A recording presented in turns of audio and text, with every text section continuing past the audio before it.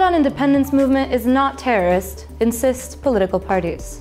Hello, and welcome to Catalan News. One day after a pro-independence activist was arrested charged with rebellion and terrorism, most Catalan parties continued flatly rejecting these accusations today, even some unionist leaders. The woman detained has been in solitary confinement for more than 24 hours now, and the Spanish police is currently looking for another activist. On our show today, we'll tell you the latest on this hot topic, and we'll also get you the European Commission's reaction to Spain's skepticism over the European arrest warrant system regarding Carles Puigdemont's case. Cutting roads, marching slowly on highways, opening barriers and toll booths, organizing chocolate parties in the middle of roads, protesting with pots and pans, and sitting on train railways. These are some of the strongest actions carried out by the CDR protest group in the past few months. Yet now one of its alleged leaders is locked up, accused of rebellion and terrorism, which has caused significant controversy. This only 2 days before Catalonia might try to elect a new president, although it is very unlikely it will succeed. Only 2 days remain for the parliamentary debate to swear in a president of Catalonia. No one knows for certain if it will be held, and even less whether a new leader for the country will be appointed. The candidate for the post, Virginia Sanchez, is in jail and still waiting to see if a judge allows him to attend the session. The Catalan parliament has already put off 3 investiture debates because of the Spanish courts. One of the MPs who will certainly not be able to attend the chamber is Oriol Junqueras. The deposed Catalan vice president has spent more than 5 months in jail, and today he received a tribute in the university where he was once a lecturer in the economics faculty. Yet it was not without controversy, as the faculty's leadership would not allow such an event and it had to be moved to another building. While 9 Catalan politicians continue in jail, a pro-independence activist arrested yesterday on charges of rebellion and terrorism has now spent a day in solitary confinement and will testify in a Madrid court tomorrow. The debate on the issue is heated. Today, the mayor of Barcelona, Ada Colau, expressed outrage at the arrest. És un fet que afortunadament a Catalunya no hi ha violència, que l'únic terrorisme que hem patit malauradament és el que vam patir a les Rambles, per tant que no es banalitzi amb el terrorisme, perquè aquí l'hem patit i fa molt poc. The parties in favour of independence have in the past few hours rejected the arrest, and even the Unionist Socialist Party expressed concern over the terrorism charge. But not everyone is so critical. Unionist Ciutadans leader Inés Arrimadas, who is today visiting the European Parliament, claimed that there is violence in the country. Ara, nosaltres, políticament, crec que els partits haurien de fer un esforç per intentar condemnar la violència, perquè nosaltres hem vist atacs a les seus, amenaces de mort, assenyalaments d'habitatges personals de determinats jutges o polítics. Yet the harshest actions allegedly organised by the woman arrested yesterday were for cutting off roads and obstructing toll booths over Easter. Nevertheless, Spain's National Court has ordered the arrest of another activist. The judicial and police actions against pro-independence supporters do not end there. Today, a woman testified in a local court in Tarragona accused of hate speech. Yet the reason surprised many in the country, as she has been summoned after hanging a banner on her balcony reading, "Police, go home." Before the judge, she defended herself, stating that she is not a hateful person. The accused, Olga Ricomà, said that she was referring to the Spanish law enforcement following police violence during the referendum day on October 1st. Perquè estava molt trista pels fets de l'1 d'octubre, estava indignada pel que estava passant i era la manera pacífica de respondre a la violència policial. És el fet de que el text escrit en aquesta pancarta i els comentaris que es van fer a través de Twitter no comporten cap mena d'odi cap a ningú, ni molt menys. Some Spanish prosecutors are set to meet with German counterparts in The Hague, Netherlands in the coming days. This in order to provide more information on Carles Puigdemont's case. The General Prosecutor's Office of Schleswig-Holstein confirmed this meeting to Catalan News and said that it will help them make a decision on Puigdemont's extradition. Yet no more information on this meeting was revealed. Additionally, we found out that the European Commission is ruling out any change in the European arrest warrant. This after Spain questioned whether this tool is useful if, in high-profile cases such as the Catalan one, it can prevent from extraditing someone. The Commissioner for Justice said there was no wrongdoing by the German courts when dealing with the Catalan leader. I think that in this specific case, German authorities act according to the rules. The Commission is not planning to extend the list of the criminal offences covered by the European arrest warrant, and I do not have any requirements of this kind from any of the member states. There are millions of displaced people throughout the world who, through circumstances beyond their control, have had to leave their homes and lives behind in search of hope. The refugee crisis is ongoing. The reasons behind it remain unsolved. But in Catalonia, small steps have been taken to help refugee students so that their situation does not mean an end to their education. Living in Western Europe, it's sometimes easy to forget the hardships faced by many on the other side of the horizon. Every year, thousands of people flee their homelands and embark on an arduous journey, hoping to start a new life in European countries. The reasons for their flight vary. Whether they're trying to escape from a war-torn homeland or abject poverty, they all share the same idea of leaving their troubles behind. Many of them end up trapped in a no-man's land, in refugee camps set up along the way, unable to return home, unable to go any further. In Catalonia, the plight of countless refugees prompted protests, with people taking to the streets and calling on the government to help and host those who leave their homes behind. Concerts were held in order to show support for the thousands of displaced people seeking a new place to live. The ongoing crisis spurred the formation of groups dedicated to helping, such as Casa Nostra, Casa Vostra, or Our Home, Your Home. And now a new initiative put in motion by the Catalan administration aims to offer a helping hand. Catalan universities are to host 20 refugee students who currently reside in Lebanon so that they may finish their studies in the coming academic year. The group is made up of people mostly of Syrian origin, as well as people from Pakistan and Palestine. According to one person behind the project, it's a matter of duty. Que els països democràtics tenim l'obligació de contribuir fent que hi hagi persones que no s'aturi la seva vida i que continuïn estudiant i que quan acabi la guerra puguin tornar al seu país i ajudar a reconstruir-lo. És una cosa que totes les democràcies haurien de fer.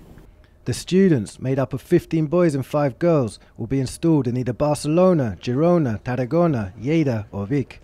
Each will receive an average of €10,000 to cover their expenses, depending on where they end up studying. The Catalan administration has been working closely with the Spanish embassy in Lebanon in order to process visas. Once they arrive in the country, they'll already have their student visa. Help will be on offer to help them integrate into Catalan society straight away, with Spanish and Catalan language lessons and more. But citizens have also been urged to help in any way they can, which, if the massive protests in 2017 are anything to go by, it shouldn't be too hard to find volunteers. We continue now tackling the debate on the refugee crisis, and we do it now by speaking to Virginia Sanchez, a spokesperson for the NGO Casa Nostra, Casa Vostra, Catalan for Our Home, Your Home. The organization is responsible for organizing the demonstration you saw in February 2017, Europe's largest march in support of refugees here in Barcelona. Hello, Ms. Sanchez. Hello, thanks for having me. So, more than a year ago, you called a massive demonstration to demand politicians to act on Catalan society's will to welcome refugees. How is the situation today? Is it any better? Well, first of all, I would like to say that it was amazing that 500,000 of people went to the street to claim for the rights of migrants and refugees. So on the evaluation, I would like to underline the two sides of our balance. On one hand, we have a society who is really conscious awareness about the rights of migrants and refugees, and also they are willing to welcome them and to mobilize to be that these people went here. But on the other hand, we have the politicians. They haven't been up to our claims, and Spain has to welcome 17,337 people. When the date expired on September 27, there were only an 11% here. Now we are on the 15%, so it's nothing if you can compare the quotas. And who is to blame for the situation? Actually, the politicians, the Spanish government haven't completed the quota that they themselves commit with the European Union. And not only that, if so, they are criminalizing the people who is trying to save these lives, like Elena Maleno case. I don't know if you know about her. She's an activist. And also the European Union is not punish the countries that haven't been complete these quotas. So yeah, also when we are talking about the people who is here, we have to spend more resources to welcome them properly. Then what is the situation of the refugees who are already living in Catalonia? Few of them are good because they have a network. As you can know, is that a lot of Catalan volunteers went to the refugees camp to do something. So a lot of refugees from Italy and from Greece want to come to Spain because they had a network, and they are more or less good. But the other ones that that don't have this network, they are facing a really difficult situations because they are finishing the first step of the program to welcome them, and now they have to look for a flat and to look for a job, and it's not easy. In cities like Barcelona, it's difficult for me as well, because I have a work, and I'm from here, and I have a family, and I have a salary, and they are facing a lot of problems with that. Also with the education, when they are trying to restart their education, sometimes they are not able to demonstrate what they have been done before, or they don't have their titles, and it's difficult to homologate. So yeah, the situation for them is not as easy as we would like.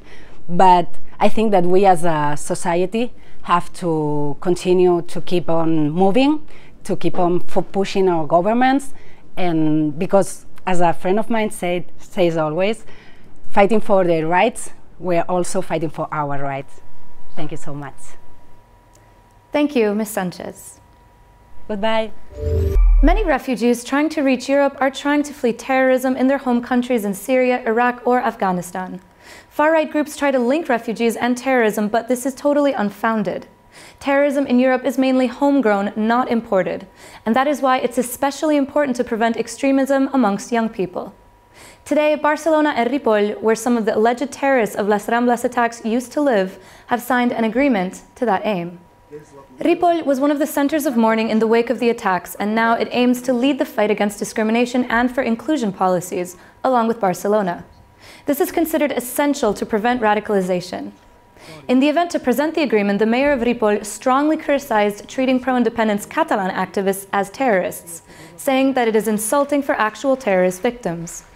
He said that what is actually worrying is the fact that Spanish intelligence services had collaborated with the Barcelona attacks mastermind without realizing he was radicalizing young people and had plans to attack the country. Yesterday, we talked about Sant Jordi, the upcoming celebration of love and literature in Catalonia.